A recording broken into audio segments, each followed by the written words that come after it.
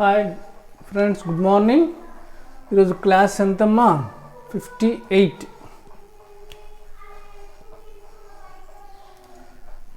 So ఇది ఎన్ని concept చదివాము ఎలక్ట్రానిక్ స్పెక్ట్రోస్కోప్లో? ఫస్ట్ వన్ ఏం చదివాము?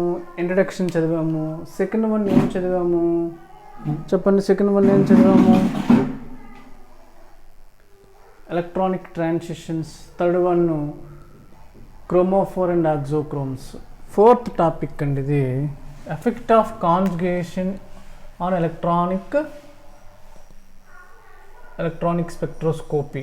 That is fourth topic. Okay, ఇది 5 మార్క్స్ కింద రావచ్చు, 10 మార్క్స్ కింద రావచ్చు, చెప్పలేం. సో ఓవరాల్గా అయితే 10 మార్క్స్కి వచ్చే విధంగా నేను చెప్పేస్తాను, తర్వాత మీరు చూసుకోండి. ఓకే, చాలా ఇంపార్టెంట్. అంటే 10 మార్క్స్ రావాలంటే ఈ క్వశ్చన్ రావచ్చండి. మిగతావన్నీ 5 మార్క్సే. ఈ చాప్టర్లో ఉన్న ఎలక్ట్రానిక్ స్పెక్ట్రోస్కోపీలో ఎక్కువగా 5 మార్క్సే. 10 మార్క్స్ వచ్చేది అది బీర్-లాంబర్ట్స్లో, అది గుర్తుపెట్టుకోండి. 10 మార్క్స్ వచ్చేది బీర్-లాంబర్ట్స్లో అండ్ ఇట్స్ అప్లికేషన్. ఓకే, చాలా చాలా important. Okay, effect of conjugation అన్న ఎలక్ట్రానిక్ స్పెక్ట్రోస్కోపీ, క్లాస్ 58 కదండి. సో ఇక్కడ నాకు ప్లేస్ అందుబాటులో లేదు. ఎనీహౌ మనము ఆర్గానిక్ కెమిస్ట్రీలో కాంజుగేషన్ వర్డ్ విన్నాం కదండి. Conjugation means what? alternate multiple bonds present. That is called conjugation. When conjugation increases, stability increases, nothing but energy decreases. అది వర్డ్ అండి. ఓకే, ఏమంటాడు చెప్పండి ఎవరైనా. Suppose C double bond C ఉంది, C double bond single bond double bond ఉంది. దేంట్లో conjugation ఉంది అంటారు? సపోజ్ ఇంకోటి పెట్టండి, ఇలా ఉంది. 3 కాంపౌండ్స్ ఉన్నాయండి. ఈ 3 కాంపౌండ్స్లో కాంజుగేషన్ దేంట్లో ఉంది చెప్పండి. ఓకేనా, మనం ఇది వదిలేయండి. ఈ 2 కాంపౌండ్లో ఇక్కడ 4 కార్బన్స్, ఇక్కడ 4 కార్బన్స్ ఉన్నాయి. దేంట్లో కాంజుగేషన్ ఉందమ్మా? దీంట్లో కాంజుగేషన్ ఉంది, దీంట్లో కాంజుగేషన్ లేదు. ఎందుకు? Conjugation means what? Multiple bonds present in alternatively. అంతే కదండి. మల్టిపుల్ బాండ్స్ ఆల్టర్నేటివ్గా ఉంటే దాన్ని ఏమంటాం? కాంజుగేషన్ అంటాం. బెంజిన్ తీసుకోండి. Benzene is a conjugated system. ఎందుకు? డబుల్ బాండ్, తర్వాత single bond, double bond, single bond, double bond. It is a conjugated system. అర్థమైందా? ఆర్ కాంజుగేటెడ్ మాలిక్యూల్ అనొచ్చు. మరి కాంజుగేషన్ వల్ల లాభం ఏంటండి? ఎలక్ట్రాన్స్ డీలోకలైజేషన్ జరుగుతాయి కదమ్మా. ఎలక్ట్రాన్స్ డీలోకలైజేషన్ జరగడం వల్ల ఏం జరుగుతుంది చెప్పండి. ఎలక్ట్రాన్స్ ఈ పై ఎలక్ట్రాన్స్ ఇక్కడికి వస్తాయి, ఈ పై ఎలక్ట్రాన్స్ ఇక్కడికి వస్తాయి. ఓవరాల్గా చెప్పండి, double bond becomes single bond, single bond becomes double bond. అట్లా జరుగుతుంది కదండి. పై ఎలక్ట్రాన్ ట్రాన్స్ఫర్ అవుతుంది కదండి. గుడ్. సో ఇక్కడ ఏ ఛార్జ్ అండి? ప్లస్ ఛార్జ్, ఇక్కడ మైనస్ ఛార్జ్. అంతే కదండి. ఆర్గానిక్ కెమిస్ట్రీలో tail part, head part negative charge, tail part positive charge.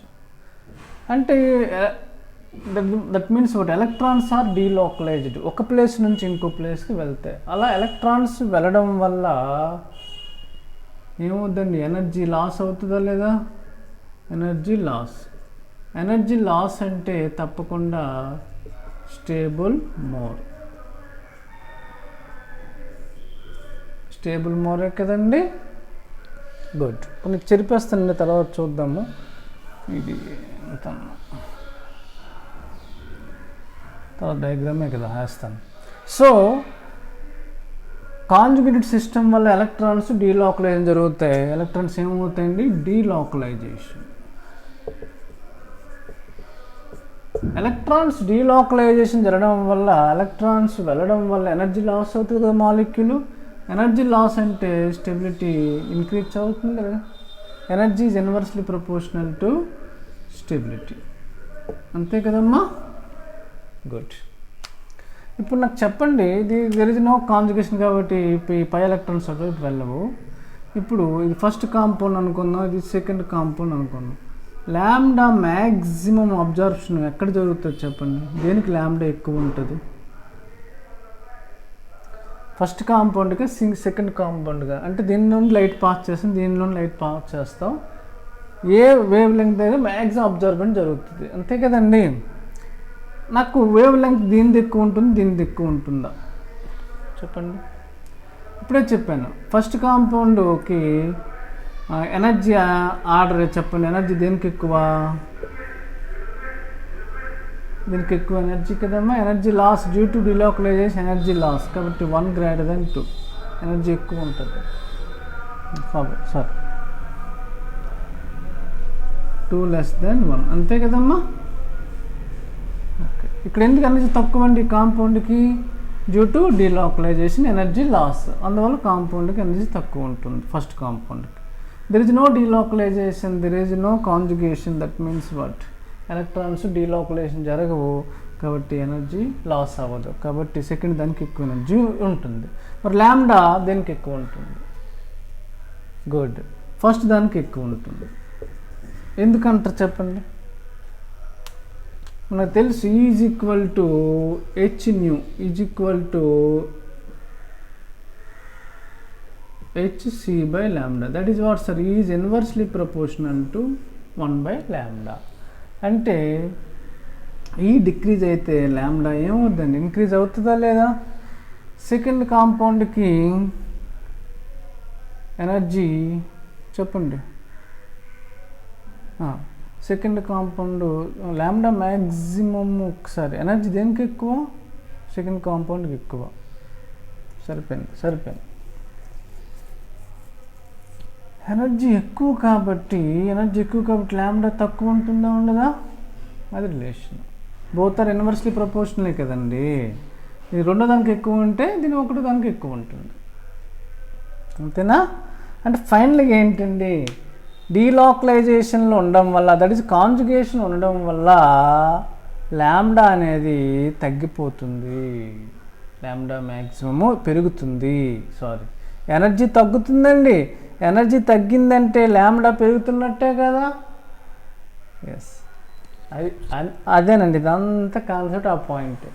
When conjugation is present, delocalization takes place, energy decreases, lambda increases. అది effect of conjugation electronic స్పెక్ట్రోస్కోపీలో.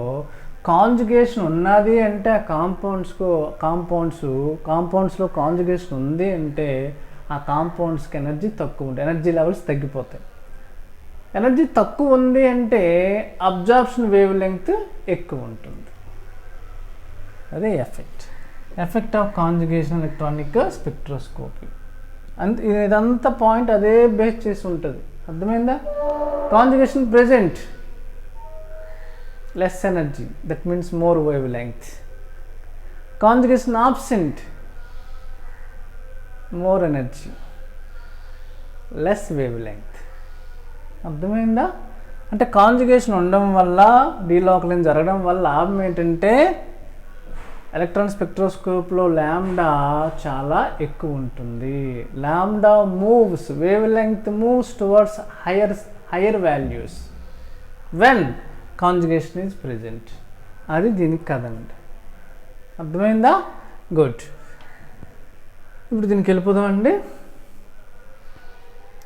When a molecule absorbs light, electron gets excited from its HOMO and LUMO. అదే 2 words వచ్చాయండి చూడండి. ఏమీ లేదండి, homo Lomo ఏమీ లేదు. Energy level డయాగ్రామ్లో మీకు అది వస్తుంది. మనం ఇక్కడ పాయింట్ 8 నేర్చాం. కాంజుగేషన్ ప్రెజెంట్, దెన్ ల్యాండా ఇంక్రీజెస్ కదండి, అదే కదా. అది ఆ పాయింట్ మర్చిపోకండి. సెకండ్ పాయింట్, ఇక్కడేవో 2 words గురించి చూడండి. హోమో లోమో అంటే హోమో అంటే ఏంటి? హోమో అంటే ఏంటమ్మా? ఏమీ లేవు, ఎనర్జీ లెవెల్స్ ఉంటాయండి. సింపుల్గా డయాగ్రామ్ మీకు వస్తుంది. ఎనర్జీ లెవెల్స్లో ఉన్నాయండి. Suppose 2 electrons, 2 electrons, 2 electrons. ఇది ఎనర్జీ ఆర్డర్ అనుకుందాం, ఓకేనా? మరి ఇదేంటండి, దీన్ని ఏమంటాడంటే లూమో అంటాడండి, హోమో అని చెప్తాడండి. దీన్ని లూమో అంటాడు. ఎందుకు అంటాడు చెప్పండి? హోమో అంటే అర్థం ఏంటమ్మా చెప్పండి. హెచ్ అంటే హైయెస్ట్, ఆక్యుపైడ్, ఓ అంటే ఆక్యుపైడ్, ఎం అంటే మాలిక్యులర్ ఆర్బిటాల్. మరి ఇక్కడ ఇది ఆక్యుపైడ్, ఇవి ఆక్యుపైడ్, ఇవి ఆక్యుపైడ్, ఇవేంటి అన్ఆక్యుపైడ్, వేకెంట్ కదండి, అన్ఆక్యుపైడ్. మరి ఇక్కడ ఏంటండి హోమో ఏంటండి ఆక్యుపైడ్, ఆక్యుపైడే కదండి, హైయెస్ట్ ఎనర్జీ కదండి దీనికి ఉంటుంది, హైయెస్ట్ ఎనర్జీ. కాబట్టి హైయెస్ట్ ఆక్యుపైడ్ మాలిక్యులర్ ఆర్బిటాల్,